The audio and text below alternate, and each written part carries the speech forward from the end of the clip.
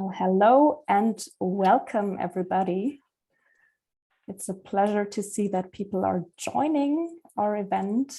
And as usual, as you might know from many digital events that we all have been attending in the past year, we'll give our attendees a couple of minutes, 1, 2, 3 minutes, because we've had quite some registrations. So we want to make sure that everybody gets the chance to join on time, and we will get started in just a couple of minutes.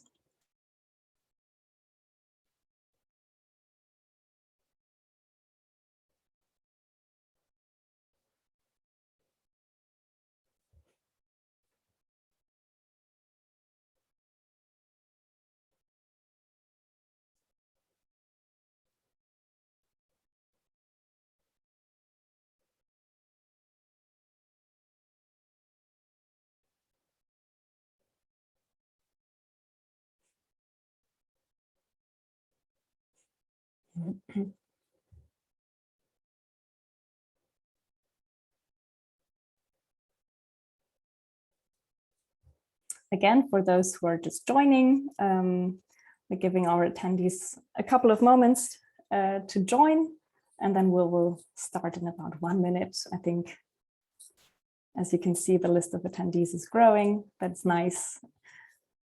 And we're glad that you're interested in our topic, and we'll do our best to keep those next 60 minutes interesting and engaging for all of you.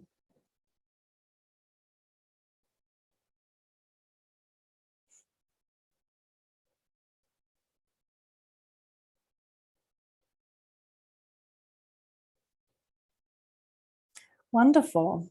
Then I think, as some people might still actually be joining whilst I'm speaking, I will already start and give a warm welcome and a good afternoon to all our ladies and gentlemen who are joining today's GovTech session hosted by Public Germany and Oracle for Startups.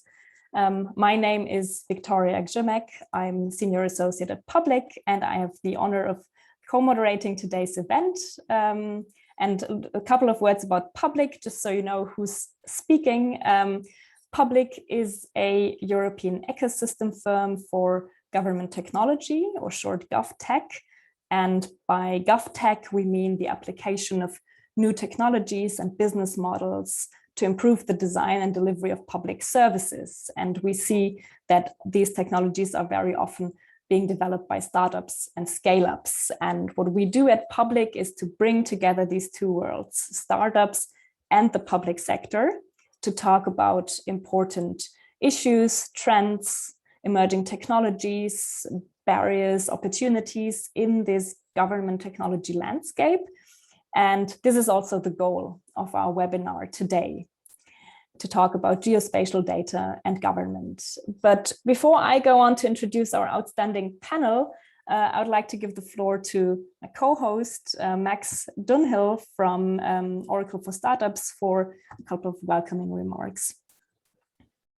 Thank you, Victoria, and thank you to all of you in the audience for being here today. So my name is Max, and I work on business development for the Oracle for Startups team.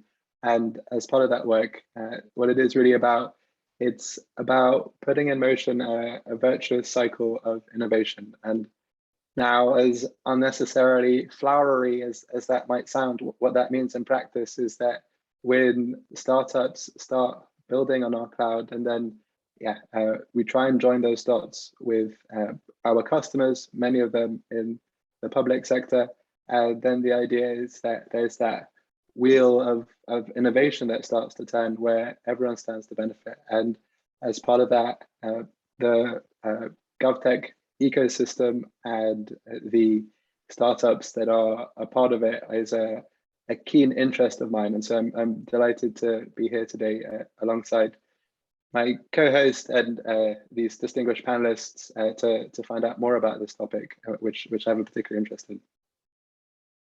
Wonderful. Thanks, Max. And now onto the topic. Let's not waste time and dive right into the exciting topic that we have for our briefing today. So we all live in times in which we use sophisticated mapping techniques every day. We're constantly generating or using location data, all of us. And ever more public sector organizations are also looking for ways to actually exploit the benefits of geospatial data, and that public sector organizations can be at local, state, or federal level, because all of them, they collect, they publish vast amounts of geospatial data. They increasingly make them accessible to third parties from the tech world, from academia, from civil society or industry. And at the same time, we see an increasing number of tech startups developing ways to unlock this power of geospatial data and of actually successfully cooperating with the public sector. And our panel today brings together both of these worlds. And I'm very glad to welcome Marc Schattenmann, Director from the German Federal Ministry for the Environment, Nature Conservation and Nuclear Safety. Welcome, Marc. Hello, thank you for having me. Good afternoon. Good afternoon. Then we have Nils Helset, co-founder and CEO of DigiFarm, who is joining us from Norway today. Hi, Nils.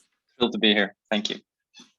And we have Dennis Schmargon, who's the head of business development at LiveEO and who's joining us from Berlin, actually. Yes. Hi, everyone. Happy to be here as well.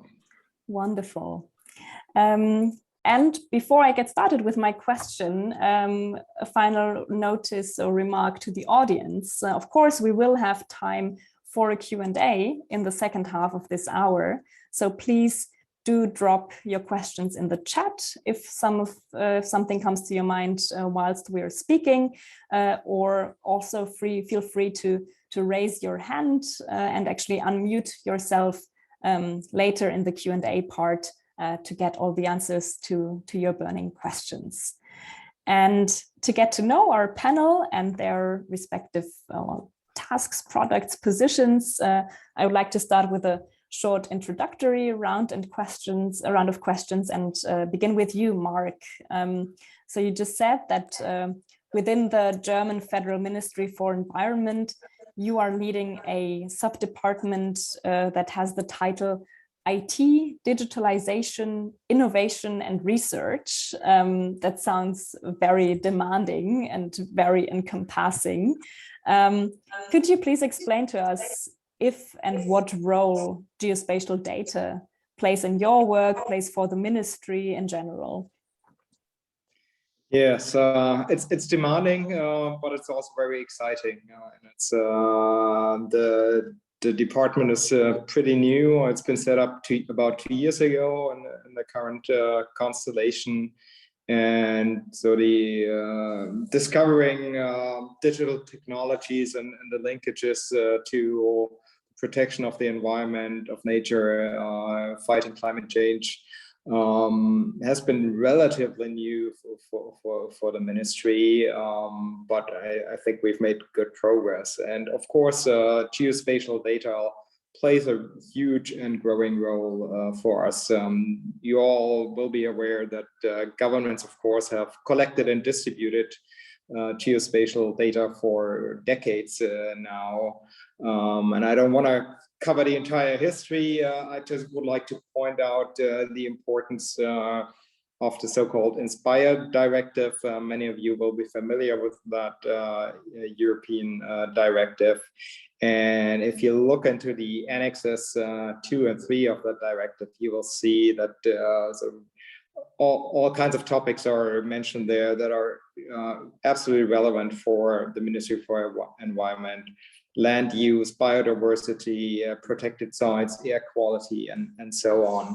So I think it's obvious that geospatial data can play a huge role to fulfill the tasks that we've been given to do everything we can to protect the environment and fight climate change.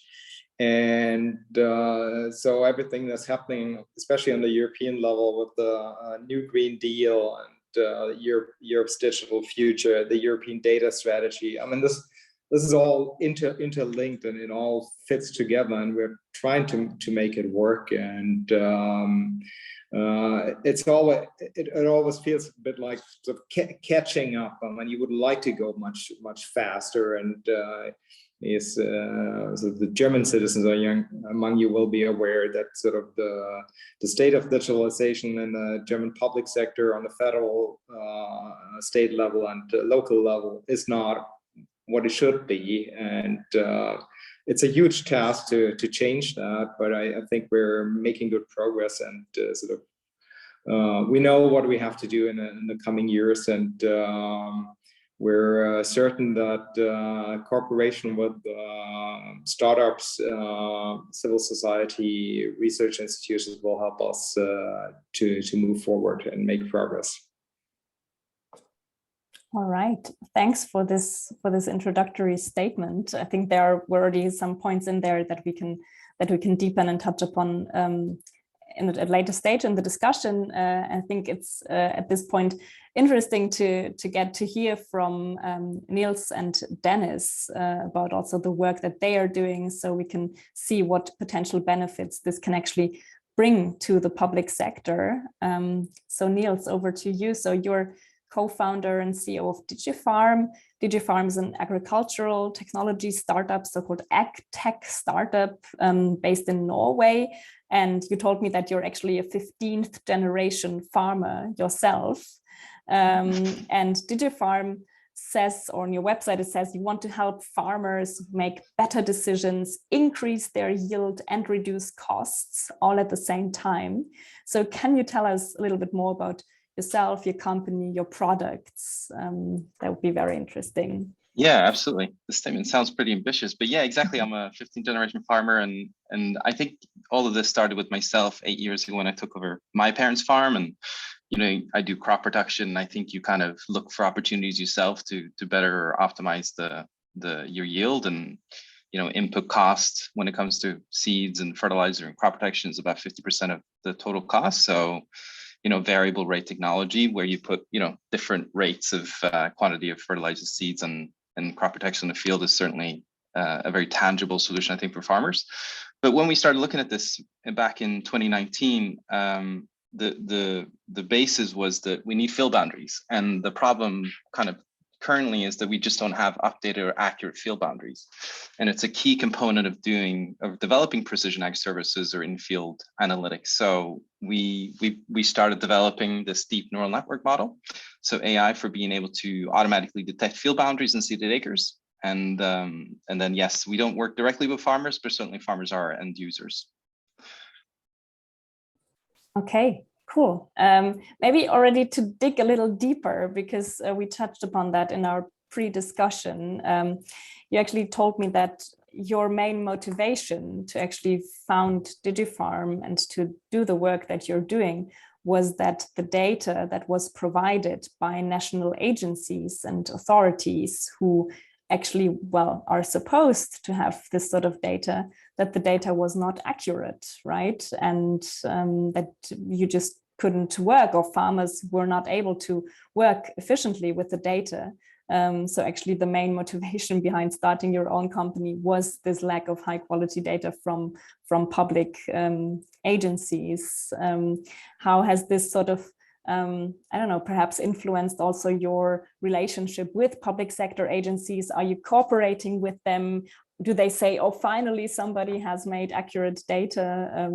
Yeah, exactly. No, it's a good point. I got to tread lightly now with Marc here, but yes, exactly. In Norway, we're not part of the EU, but we still have the same structure when it comes to common agriculture policy and the subsidies the farmers apply for every year. So, and all this is based on some larger or older or outdated cadastral data. So when we looked at this data, we saw that there's some inaccuracies in it, that about 20% of the boundaries, the boundaries have about 20% inaccuracy in actually what is seeded. So, not the actual official land registry data, but what is actually used of the area. And we also looked at this data in the EU, of course, to the land parcel identification system. And we also looked at in the US, where you have something called the common land units, which is their cadastral data, which was created in 2008. And it also was hand drawn. So it was like hand digitized 32 million parcels. and it hasn't been updated. So, of course, there are some inaccuracies that happen over time. So yeah, exactly. So the basis is to be able to, save farmers and users from having to manually draw these boundaries every year in different solutions, and having a new way of being able to define and detect boundaries. And this can kind of power the value chain that we see, different parts of it, both the B2B and B2G.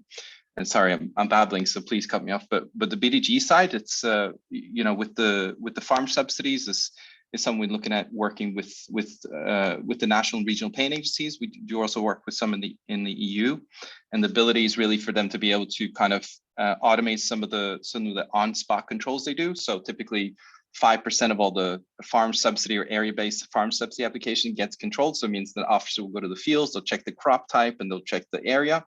And our vision is to be able to help in this way, some way to automate some of that, create kind of a traffic light where they can see, okay, is there discrepancy between what the farmer applied for and what the actual area is? So there's a couple of things that we're working on. Yeah, super interesting. And I think later on in the discussion, I would also be keen to hear more about actually your projects with public sector clients. But before we do that, let's close off the round and get Dennis to actually also tell us a little bit more about the work that LiveEO is doing. So Dennis, LiveEO is, as I said, a startup based in Berlin, which provides satellite-based infrastructure monitoring. I know that, but for those who don't know your company, could you explain in quite simple terms, what is LiveEO doing? What kind of infrastructure are you monitoring? And perhaps also who you're working with, who are your clients? I think that would be a good start. Yes, absolutely. So in one sentence, what we do is we bring Earth observation to enterprise. So what's happening right now is there's this huge wealth of available satellite data out there, both public and private. So public and private satellites. But it's difficult for many companies or organizations to actually make use of that, because there are basically three factors that you have to account for. One is automated analysis, because you might be able to check something visually and for whatever it is you're looking for, whether there's a tree or not, or anything else for 1 square kilometer, but not for an entire country. So you need AI to be able to do that for you. Then you need processing capacity, because we're not talking about gigabytes or terabytes here, we're talking about petabytes of data. So you really need a high functioning cloud infrastructure really to be able to do that. And then the most important point is you need to extract insights from all of that. So, okay, we have all of this information now. What's the actionable information? What process can be triggered? What decision can be made out of that? And that's where we come in, and we cover this end-to-end process. And our core customers are, like you said, in the field of infrastructure, so mainly railways, electricity grids, and pipelines. Some of our customers we have been working with for a long time are, for example, Deutsche Bahn, the German railway operator, or E.ON, the energy company. And yeah, we do things for them like vegetation management, ground deformation monitoring, construction activity detection, and other things. So of course, that is already very close to a public sector setting, because these companies are either publicly owned or take over critical tasks in a country. But there's also many other markets we're actively exploring, especially me in my role as head of business development, such as mining, finance, insurance, and of course, many other public sector applications. Mm-hmm. Okay, perfect, interesting. Just to follow up on what you just said, Dennis, and we also touched upon that before we were actually chatting a little, looking at data literacy, and you just mentioned a couple of customers that you're working with, right? Working with public sector representatives. In my personal work, I observed that there's a lot of openness and willingness to work digitally, to work with data, but there's always also some reservations about working with those young innovative startups, because it's also tacky and maybe some people are afraid that they're not savvy enough. What is your view on this? So are all of your customers GIS experts, or do you need to be a geospatial data expert to actually be able to do projects with you? Absolutely not. So the organizations we work with, some of them have very specialized GIS departments who know as much as we do about the topic matter pretty much, and there are others who have never even used a GIS tool before. And it's always our goal to, as I said, provide actionable insights rather than just some kind of complicated maps, some complicated geofiles, because we don't want only those customers who have experience with this kind of data to be able to benefit from it. So we really pinpoint where there is a need for action on, for example, the infrastructure grid. So in the example of vegetation management, there is a task created on a part of the grid where there are trees too close, where cutbacks or inspections need to be performed, so that also the worker in the field who doesn't need to know all of the background, how this data came to be, can make use of it and perform work based on that. Okay, excellent. So we now sort of have an impression of the work that you're doing, and I would now like to give the floor again to Marc. So we've now heard of 2 examples of startups who have found ways to use geospatial data, in their case satellite imagery, for the benefits of their customers. We've actually heard that DigiFarm was founded, right, because the national data was not good enough. And I think LiveEO, you're also getting your data from many different kind of data sources, partly public, partly private. So what is your view on this? Do you think that the German or the European public sector is doing enough already to facilitate sort of the work of those companies? Are you following those developments? Perhaps you have already done some projects together with startups. That I would be keen to hear that. Yes, I think Dennis just touched upon a very important point. So where are the use cases, especially in sectors or with companies who have no previous experience in that field? I mean, if I look at the public sector, the ministry, or some of the agencies like the Federal Environmental Agency, I think we're quite good in the areas where geospatial data have played a role traditionally for the past decades, and sort of they're constantly updating and developing new portals.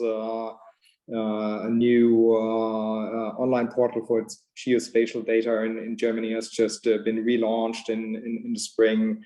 There are all kinds of initiatives, online platforms in the traditional areas. I think the sort of the big challenge is to find the cases where satellite data, geospatial data, and machine learning, AI opens up new possibilities. So in areas where traditionally my colleagues would not have thought about using geospatial data to complete their tasks or to do monitoring or reporting and so on. And I think that's the challenge, not so much in the areas that have been working in, where we also have the people who are trained in GIS data and so on.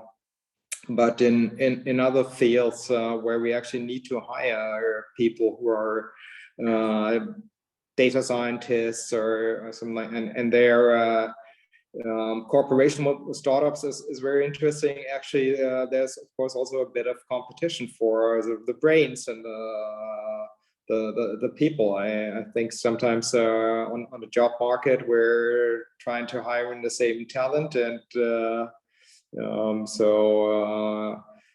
but this is good. I think this is a positive development, and I think we can learn a lot by exchanging ideas with startups, and we know that we have to get better in providing funding for startups, both at the German level and the European level. To get funding, it's very complicated and very difficult for startups to actually make it through several rounds and get funding over a longer period. So are we doing enough? I guess it's a matter of attitude, but I would say never. I mean, you can never be satisfied, even if you're really good at what you're doing. There's always more to be done. New technologies, new opportunities around the corner, and so I think we're offering lots of relevant data. We're open to cooperation, but we can also learn every day and become better. Okay, Dennis, Nils, anything you would like to reply? Because Dennis, I think you also have a strong opinion on actually making data available, right? And sort of a plea towards the public sector to actually do that, right?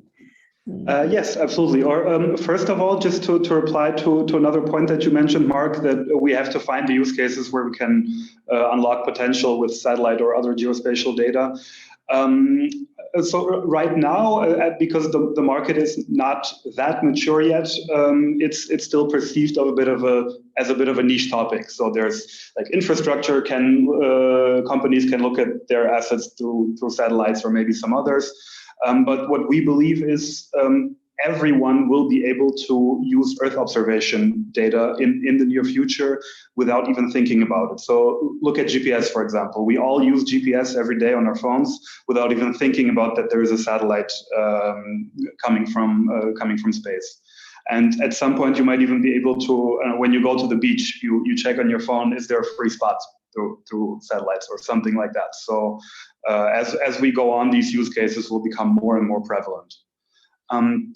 About what you just mentioned, Viktoria, yeah, so my plea is basically make data available. That's the one sentence version. So there are, I think a very good example is the state of North Rhine-Westphalia. They have a great geoportal.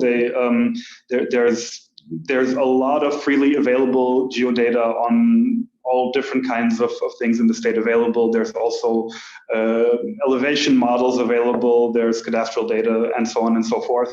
And we're always happy when we can do a project for a customer in NRW because we know, okay, there's great public data to cross-reference our results with or to enrich them with. And if this were at that quality were available countrywide or maybe even in all of Europe, this would greatly really enable us to open up more and more use cases, and those we are already servicing to do that better. And I think the important part is also it doesn't need to be some complicated open data portal that's been developed over the course of 10 years or anything like that. Really just as simply as possible, even if in the first step is just an Excel export. Put it out there and the value will come.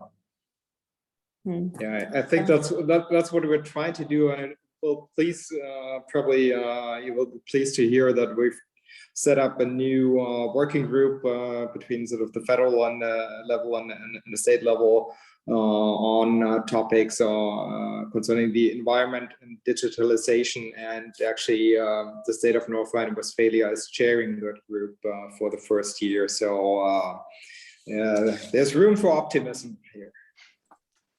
Great. And also the Geoportal, the Geoportal Bund, to say that in German, right? That you also just mentioned previously, Marc, that just a new version went online a couple of weeks ago, which I think when I was just exploring it, looks like a great collection to me. Nils, to get your sort of international perspective also on board. So you're based in Norway, but you're also doing projects all over the world, also with the European Commission that you just mentioned. So listening to perhaps this, I don't know if this was a German exchange of ideas. Do you have any thoughts? Do you notice any similarities or differences in terms of well, chances and barriers that you have experienced when working with the public sector? Yeah, it's a good point. I think in Norway, it's very similar to this openness of data. So we've been lucky to have a pretty good basis point when we started that it's publicly free and available. And also it's a lot of the actually farming subsidies and yield, specific yield is also public. So this has been a big part for us to be able to build some of the models that we did. But on an international level, you know, I think we owe a lot to the European Space Agency and the Commission, of course, for, you know, launching Sentinel-2 and 1, which has been, you know, for us, it's been revolutionary. I mean, I just don't imagine us being able to build affordable services on top of commercial data. So for us to be able to use the Sentinel-2, we tried to use Sentinel-2 at 10 meters, of course, but per pixel, but it was too low resolution. So we have our own deep neural network model for upscaling the imagery to 1 meter. And then, you know, we do cloud removal. And for us, it's the perfect data set for us to be able to work with on a national basis. So yeah, big thank you to the ESA for that, for sure. And Nils, I just want to pick up on one of the points that you just made about the quality of data that you're getting from these two data sources.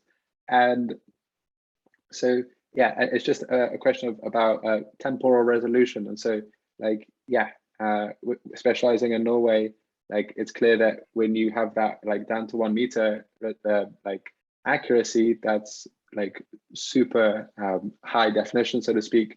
And yet there's like there's seemingly quite a lot of cloud coverage year round. Like, how do you take that into account in your models? Do you use synthetic data perhaps? How do you sort of, yeah, maintain accuracy with the cloud coverage?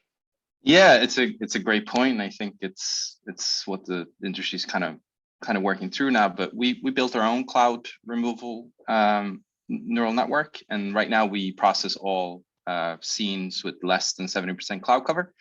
So, you know, the idea is to be able to have this temporal resolution where we have imagery every 5 days, coherent, regular, you know, data. And one of the things we also been able to do with the Sentinel-2 data, not to get too specific, is that we've also been able to increase the geo-reference accuracy. So typically when we get some Sentinel data, we would see there's a pixel change, maybe, or, you know, 1 or 1.5. So we get 12 or 60 meter difference between the different images from dates. And of course, for us doing field delineation and crop classification, it was important for us to have this geo-reference very accurate. So it's also one of the things we've been working very hard on.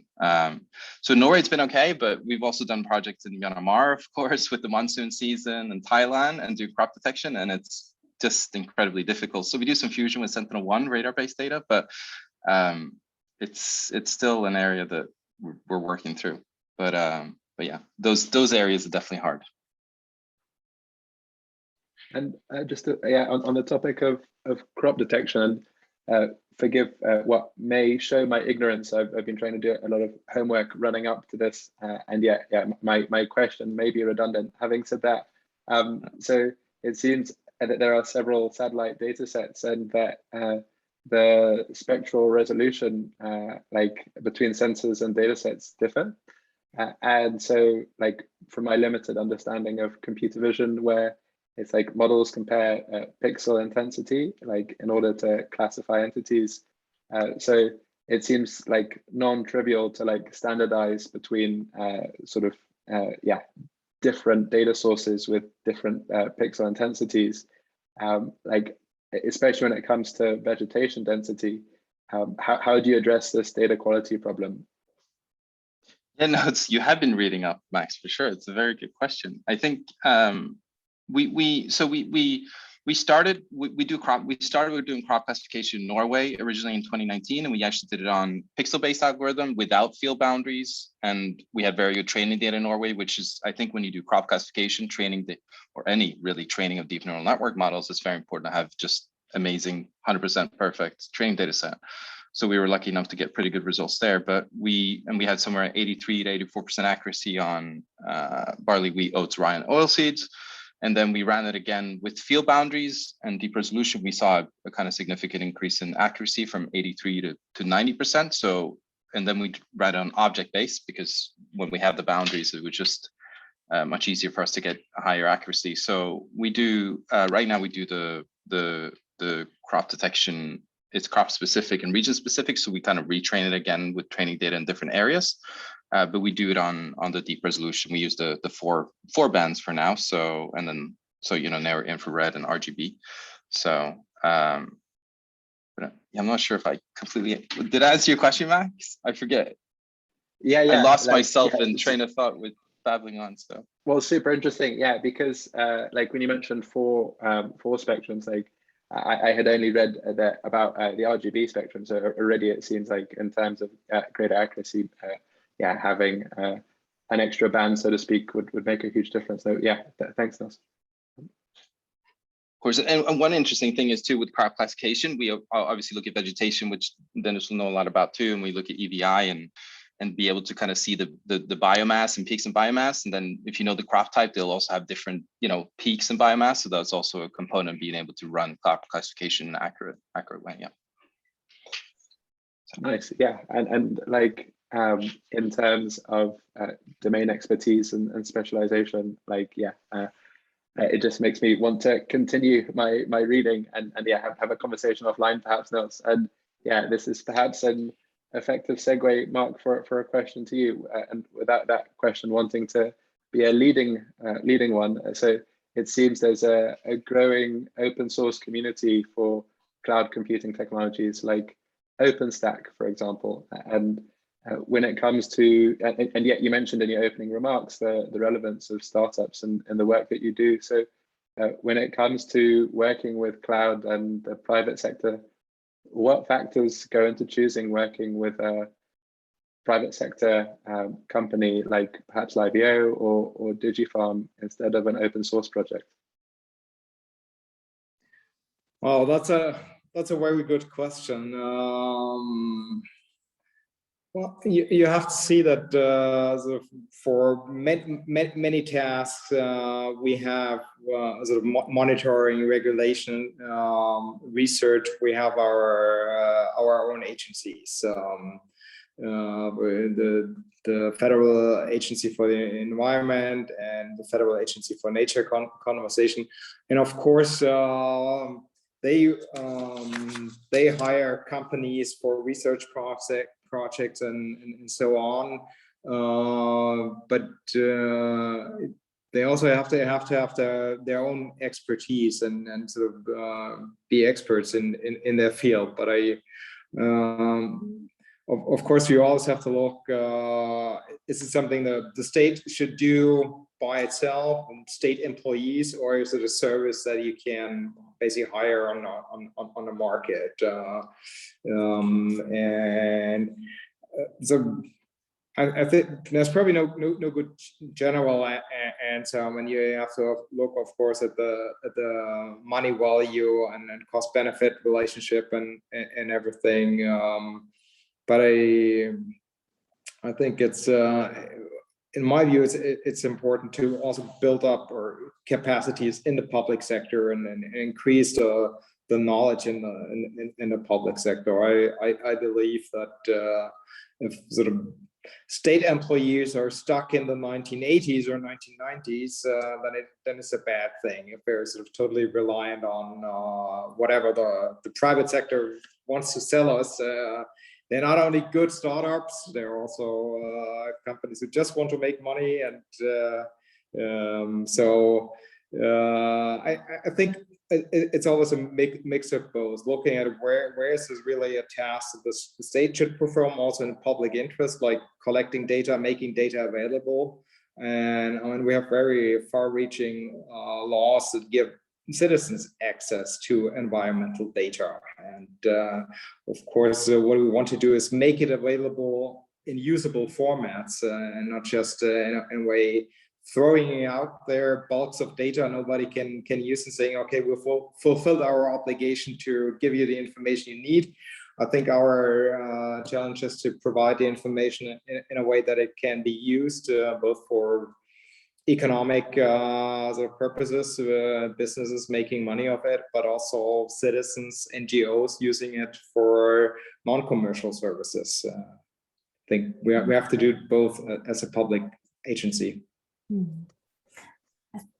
I think, Max, if that answers your question, that is actually a very good transition to a question that has been asked through the Q&A function in our Zoom call. And before I read out the question, I invite everybody who's listening to us and perhaps has a question on his or her mind to either type it in the chat, or we can now also open the floor. So feel free to raise your hand if you also want to talk to our panelists.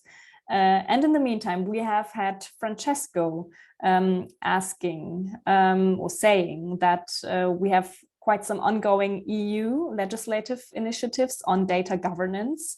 So for example, the Data Governance Act, the Data Act, and data stewardship models, they also play a role in there. So which data stewardship model is actually best suited in making geospatial data available to the public while preserving users' control over their data? It's a very good question. Thanks, Francesco. And I'm wondering who would like to answer this question from our panel. Marc, is that you, sort of as the representative of the ministry? Or perhaps Nils and Dennis, who have some views on data stewardship? And I can give it a try, but I can not give you a very detailed answer. I mean, this is an ongoing process, and also sort of competing interests that have to be balanced. I think there is on the one hand, you have the interest of the private sector to get public data to provide new services, and that's totally legitimate and really important. I think on the other hand, the public sector also has an interest in getting a sort of basically data from private companies or near monopolies, or also from public enterprises. If you look at the city level, a huge topic is that many cities, at least in Germany, they own companies providing energy, water, other resources to the city. And sometimes it's not that easy for the city as a public entity to make use of that data to provide better services or inform better planning decisions. And I think so you need to find a model that balances the interests of the public interests and private interests, and sort of stewardship models I think can play an important role. And if you look at the data strategy of the federal government, that's something that will be explored, will be used. Sort of the details are still under discussion. Well, thanks for this attempt of an answer, as you called it. Dennis, Nils, anything you would like to add? I don't know if perhaps the questions of data ownership or user control of their data are issues that have been sort of topics in some of your projects. If you had to find some creative or new ways of actually working with data because there were some restrictions, or you had to come up with certain new ideas. Anything you would like to say, Dennis? Yes, I can say a few words about that. So generally, of course, there's the aspect of what can we see on satellite images that might be in some way sensitive data. And there is regulation on that. There has been very good coordination internationally, and generally the rule is commercially you cannot get data with higher resolutions than 30 by 30 centimeters. This is to make sure that you more would be possible on a technical level, but you just can't get it because otherwise you might be able to see faces or see individual people, like very data that is very sensitive. Of course, still with that kind of imagery, you could find out a lot of sensitive data, be it about a company, an individual, anything. And in our use cases and also explorations of new use cases, we always make sure that none of our products have the goal of tracking any individual person or in any other way result in data that would do so. So it's usually companies looking at their own assets, it's sometimes also companies looking at other assets, at public assets or other companies' assets, but never in the field of sensitive data. Then, yeah, the other areas, kind of who owns the data and any derivatives of the data that the government provides openly. And I think a good example here is the European Space Agency, because they make all of their data public, or not all of them. I'm sure there is some they're not making public, but at least the satellite imagery, the Sentinel imagery, we can get all of that. And this enables a lot of different use cases, a lot of different products. But of course, any derivatives from that where we add value will be ours, will be our intellectual property. And I think that just as a foundation makes a lot of sense, especially looking at how the European Space Agency actively funds many business models that build things on top of freely available Sentinel data. Amazing. Thanks for such an elaborate answer.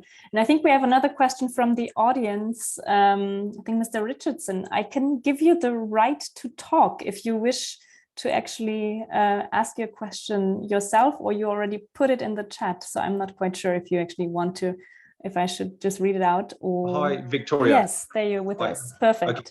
Yeah, no, listen, I can ask the question. I don't know whether it's relevant, but I came onto this seminar because it is something that's very close to home. But I've started a startup called Gaia, and what we're seeking to do is to find funding for restoration projects and agroforestry systems in the developing world, but also rewilding and FMNR projects in Europe as well. We're based in Ireland, and we're developing a system, is a blockchain system, pretty much creating NFTs of the piece of land and embedding the properties of that restored, i.e.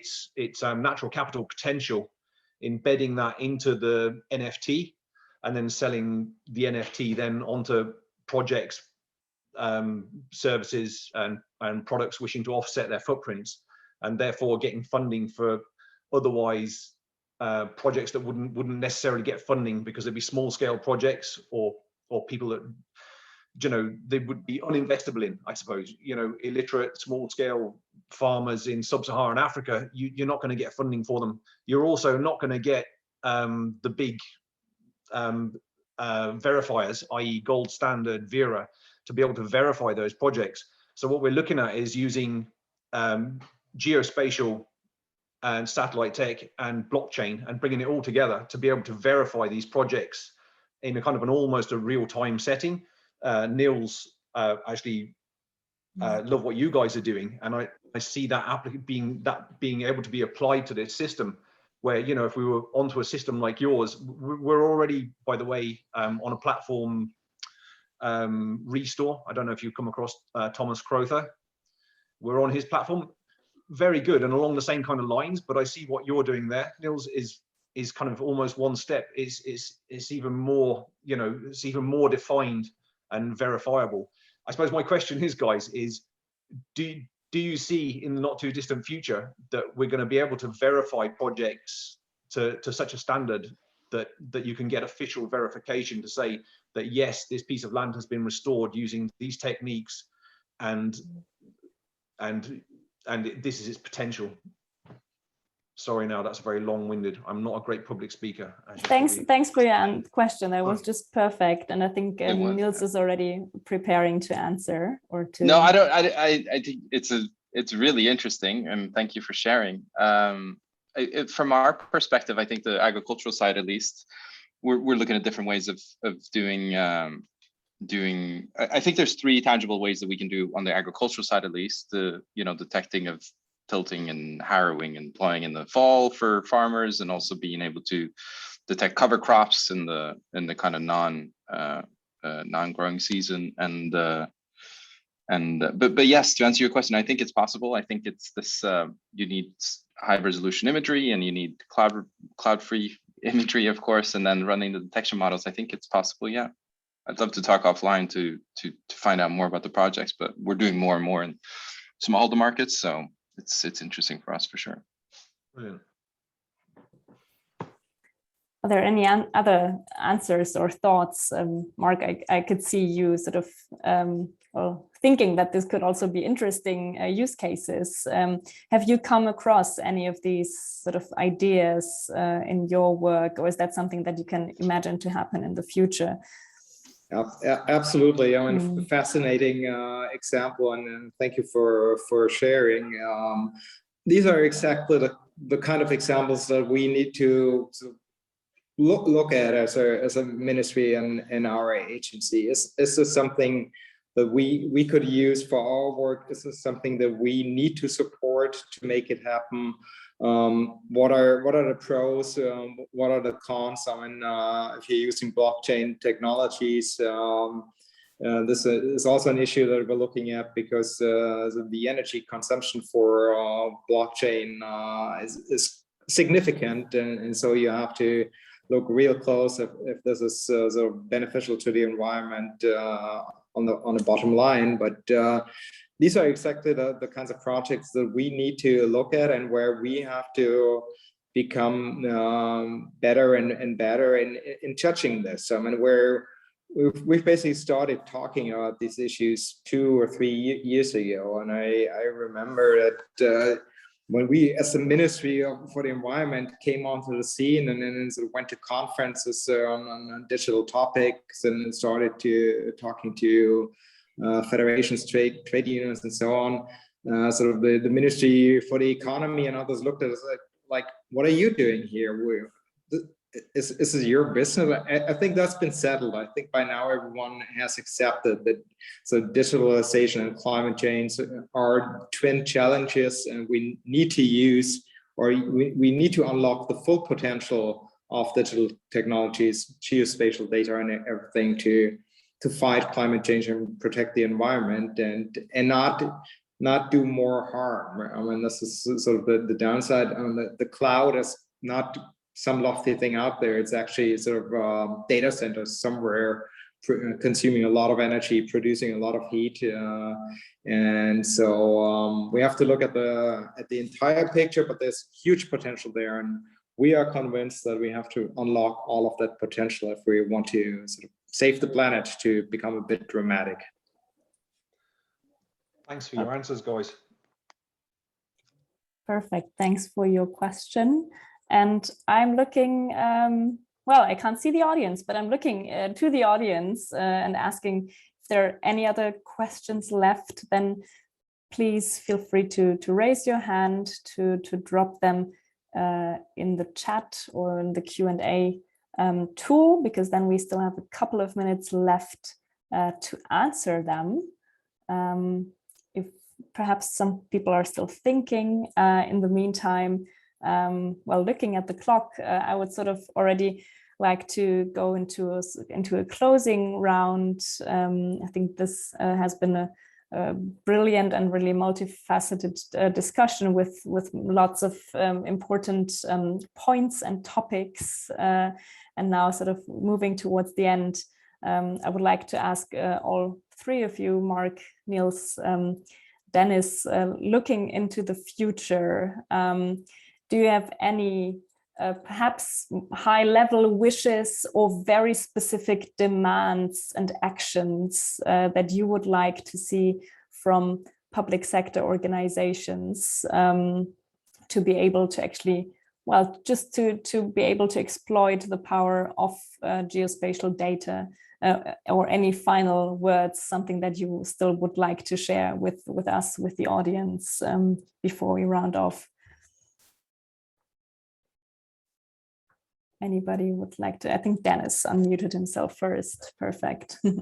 Yeah. So before I start saying again something that we would like from the public sector, let me start by saying we as a company wouldn't exist without a lot of the support that has been coming from public agencies on different levels, the European, the federal, through project funding, through other types of funding, or also just the fact that we got a lot of publicity, for example, through Peter Altmaier having been at our office a while ago. There's it's definitely we're already in a very comfortable situation, and when I'm voicing wishes, it's about how to make it better. So I'm nowhere close to saying that this country is doing an awful job. It's definitely not, and I think we are in a great startup ecosystem here in Berlin and in Germany generally. Yeah, as for what should be happening in the future, in my view, I can only echo what I mentioned before. I think open data is really at the core of fostering innovation, because that allows all actors in all directions, startups, corporates, researchers, and so on and so forth, to find new creative ways to create value out of the data, rather than someone having to define at the outset what is it that the future should bring with this data. The greatest business models of, I don't know, 10, 20, 30 years from now, we probably can't even think of. So it's more important to build the data foundation for the people who will develop these models to do so. Right. I see a lot of nodding from the other speakers. Marc, Nils. Yeah, I'm just echoing. Yeah, sorry, go ahead, Marc. I've already used up my dramatic final sentence, so I can only agree with what Dennis said. I think open data is a key issue, and again, excuse me for looking at the German scene. If you look at we have a federal election coming up in basically 2 weeks, but if you look at the election platforms of all major parties, I think there is room for optimism in that regard, because I think that that challenger, that necessity has been accepted by all of them. So I think you'll find things you like in all of their platforms. So I'm quite certain that we'll see more positive developments in that area, no matter what governing coalition will be found after the election date. That's a great positive outlook. And then over to Nils.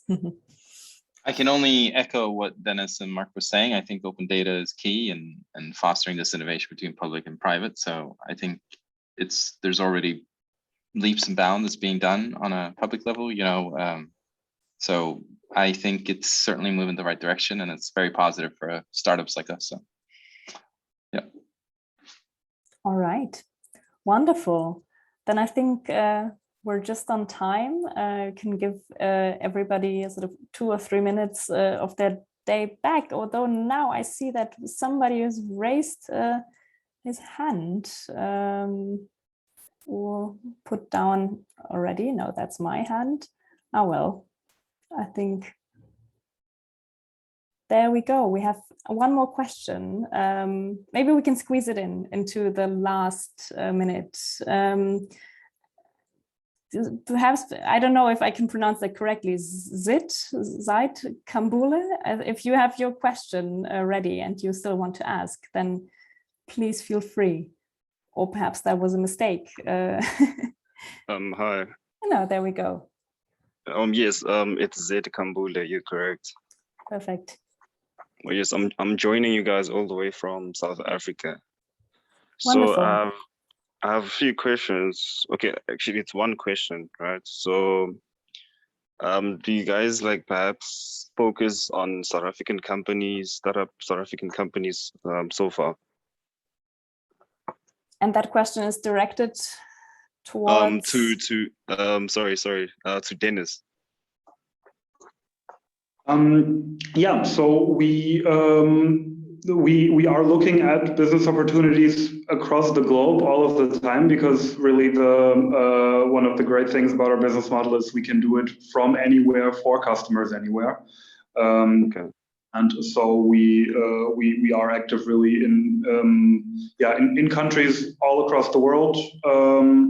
I do not think we currently have any ongoing projects in South Africa, but it's definitely something we are open to any other country in the world where there's infrastructure or any other interesting asset to monitor. Okay, thank you so much. And then this one is for all is for all of you guys. And how do we contact if maybe we want to do business with you guys? How can we get hold of you guys? I think the easiest probably is you will get an email from Public Germany and Oracle for Startups in the aftermath of the event with my contact details in there. And then you can feel free to reach out to me so I can potentially guide you to the other gentlemen. Okay. I'm happy to just put my email in the chat as well. If you're happy to put your email Yes. into the chat, then go ahead. Otherwise, Right. I can sort of be the link here. Yeah. Okay, thank you so much. No, thank you so much. Thank you so much for this webinar. I've learned a lot. And yeah, I'm looking forward to do more. And Glad hopefully to hear. hopefully I'll get in touch with you guys to discuss some few business opportunities. Thank you so much. Glad to hear, and thanks for your question. Wonderful. Well, actually, there's some dynamic in the. We have one final question. Fiona Leach is actually joining us. Fiona, if you have a very short question to ask towards the end of our webinar, then we can finish the webinar off with your question.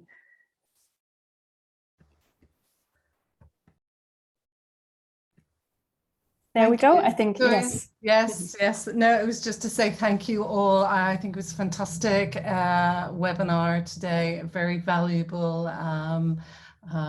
content and thought-provoking. Just thanking all the speakers today. Thank you. That's very kind of you. And with this, I think we can definitely finish this off. Thank you again to all our speakers, to Marc, Dennis, Nils, to Max for co-hosting this. And stay tuned for more GovTech session events by Public Germany and Oracle for Startups to come this fall. I would be happy to see you, and have a lovely afternoon, everybody. Bye-bye. Pleasure. Thank you. Bye-bye. Thank you. Bye.